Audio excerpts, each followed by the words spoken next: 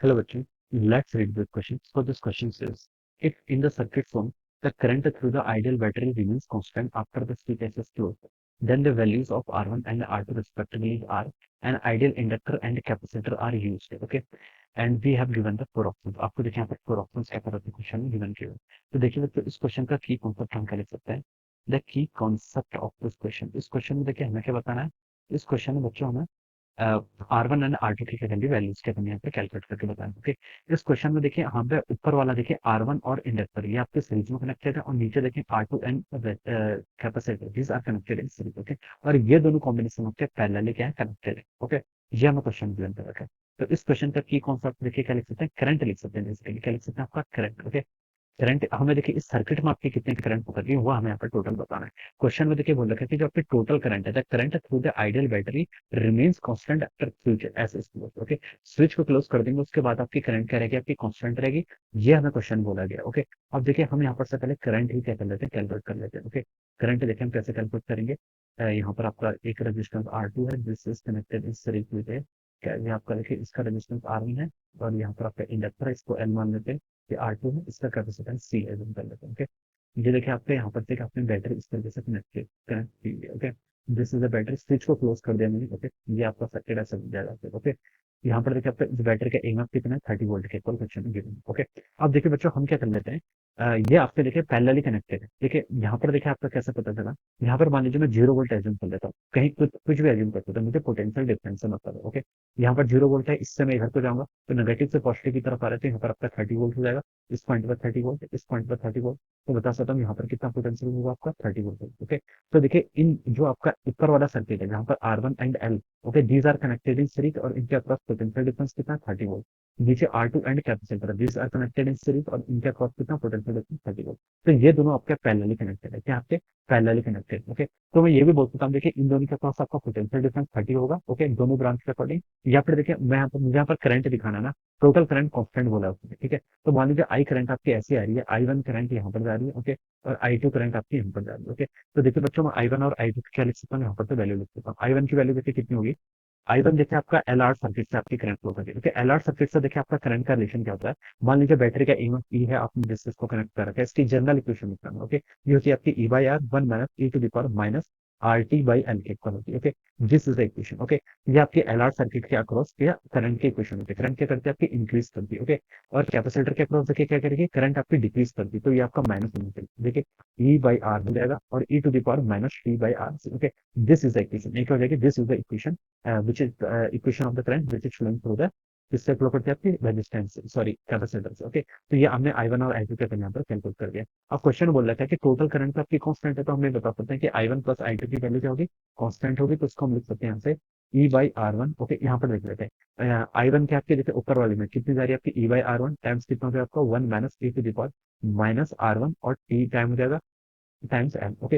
ये आपकी I1 होगी प्लस आपका I2। I2 देखिए कितना होगा, ईएमएफ देखिए आपका बैटरी देखिए मैं यहाँ पर केवीएल लगा सकता हूँ दोनों लूप में। एक बार मैं लोअर ब्रांच से, एक बार मैं अपर वाले ब्रांच से। ओके। तो वहां से भी हम इसको फाइनल आंसर आ जाएगा। ओके। E/R2 टाइम्स कितना हो जाएगा e⁻t। ओके। बाई कितना हो जाएगा R2 टाइम्स C के ऊपर। ओके। ये वैल्यू हो जाएगी और ये टर्म की आपकी कांस्टेंट है। Okay. This term is constant. Okay. Question में गिवन कर रखा है कि करंट आपकी क्या रहेगी, कांस्टेंट रहेगी। ओके। अब देखिए बच्चे ये आपको कांस्टेंट गिवन कर रखा है।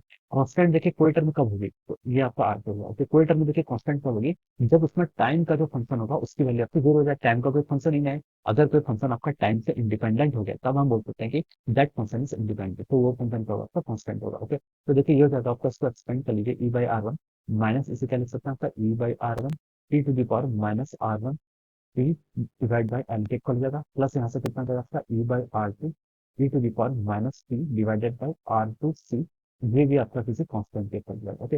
ये हम लिख सकते हैं। देखिए ये टर्म तो आपकी कांस्टेंट है, तो इस टर्म से हमें कोई प्रॉब्लम नहीं है। यहाँ पर देखिए आपका टाइम का फंक्शन आ रहा है, इसके एक्सपोनेंशियल में टाइम का फंक्शन है, इसके एक्सपोनेंशियल में देखिए आपका टाइम का फंक्शन है। ओके। तो देखिए बच्चों ये अगर आपका कांस्टेंट टर्म होगी तो इसका मतलब हम ये बोल सकते हैं कि ये टर्म और ये टर्म क्या होनी चाहिए, इक्वल होनी चाहिए। ये टर्म नेगेटिव है, ये टर्म पॉजिटिव है, तभी हम बता सकते हैं कि ये टोटल टर्म आपकी कांस्टेंट है। ओके। इन टर्म को देखिए कांस्टेंट होने के लिए आप क्या होना पड़ेगा, टाइम से इंडिपेंडेंट। तो बता सकते हैं इस टर्म और इस टर्म की वैल्यू क्या होनी चाहिए, सेम होनी चाहिए। तो मैं यहाँ पर इक्वेट करके लिख सकता हूँ E/R1 e⁻−R1 t/L। इसकी वैल्यू बच्चे इसकी इक्वल होनी चाहिए E/R2 10 e⁻t/R2। ओके। ये मैं यहाँ से लिख सकता हूँ। ई से देखिए आपका ई से ई कैंसिल हो जाएगा, ऑलराइट। और क्या लिख सकते हैं, देखिए टाइम का कोफिशिएंट देख लेते हैं, देखिए टाइम का कोफिशिएंट देख लेते हैं, एक्सपोनेंशियल की पावर में देखिए यहाँ पर टाइम का कोफिशिएंट कितना है, -r1/n। कितना है आपका, -r1/n। ये किसके इक्वल होना चाहिए, यहाँ पर तो आपका टाइम का कोफिशिएंट है कितना आपका, तभी तो आपका इक्वल होगा, तभी क्या होगा आपका इक्वल होगा। इसकी वैल्यू कितनी है आपकी, माइनस टाइम का कोफिशिएंट देकर राइट साइड पे कितना आपका 1/RTC के इक्वल है, -1/RTC। ओके, ये मैं यहाँ पर चल के बता सकता हूँ। तो देखिए बच्चों यहाँ से क्या जाएगा आपका, माइनस आपका माइनस कैंसिल हो जाएगा, R1 R2 बच्चों किसके इक्वल हो गया, R1 R2 की वैल्यू यहाँ से आपकी L/C के इक्वल होनी चाहिए। ओके, इतना मुझे यहाँ से पता चल गया, R1 R2 की वैल्यू कितनी होनी चाहिए यहाँ से आपकी, L/C के इक्वल होनी चाहिए। ओके, तो देखिए बच्चों L/C की वैल्यू क्वेश्चन में आपको गिवन कर रखी है। एल देखिए क्वेश्चन में कितना गिवन कर रखा है आपको, इसको हम पुट कर लेते हैं। देखिए R1 R2 देखिए हम क्या लिख सकते हैं इसको यहाँ पर से, इसको हम यहाँ से लिख लेते हैं R1 टाइम्स R2, इसकी वैल्यू L/C के इक्वल। एल देखिए कितना आपका 90 मिली हेनरी है। ओके, तो 90 इंटू 10⁻³ डिवाइडेड बाय सी, सी कितना है आपका 1 माइक्रोफेरेड के इक्वल है, तो जाएगा 1 इंटू 10⁻⁶। इसको सॉल्व करेंगे तो 90 आपका हो जाएगा, 10⁻⁶ ऊपर जाएगा तो +6, +6 - 3 कितना होता है आपका 10⁻³ के इक्वल। ओके, तो 90 इंटू 10⁻³ लिख लीजिए, या फिर 9 इंटू 10⁻⁴। ओके, ये आपका R1 R2 का प्रोडक्ट आना चाहिए। ओके, अब देखिए बच्चों इतना हमें पता चल गया। अब ऑप्शन से देखिए मैच करें, तो ए ऑप्शन में लिखा है 300 ईच। तो देखिए अगर 300 R1 R2 की दोनों की वैल्यू 300 होगी तो कंडीशन को सेटिस्फाई करेगी, तभी कर लेगी। देखिए 300 इंटू 300 करेंगे तो 3 कितना होगा 9, और 10⁻² इंटू 10⁻² आपका 10⁻⁴। तो हम बता सकते हैं कि ए ऑप्शन क्या आ रहा है, इसके इस कंडीशन को सेटिस्फाई कर रहा है। बी पे लिखा है 200 एंड 300, ये रॉन्ग हो जाएगा, इसके करस्पॉन्डिंग 6 इंटू 10⁻⁴ आएगा। ओके, तो बी ऑप्शन आपका हो नहीं सकता। सी ऑप्शन पे देखिए क्या लिखा आपका 300 एंड 200 एक ही चीज है। ओके, ये भी आपका रॉन्ग हो जाएगा। डी में लिखा आपका 200 ईच, ये भी आपका रॉन्ग हो जाएगा। ओके, तो देखिए इससे जो आपका मैच कर रहा है वो कौन सा मैच कर रहा है आपका, ऑप्शन ए। तो हम कह सकते हैं कि ऑप्शन ए क्या होगा आपका, इस क्वेश्चन के करस्पॉन्डिंग आपके यहाँ से करेक्ट आंसर हो जाएगा। ओके, तो this will be the answer of this question. Okay, ये हम बता सकते हैं।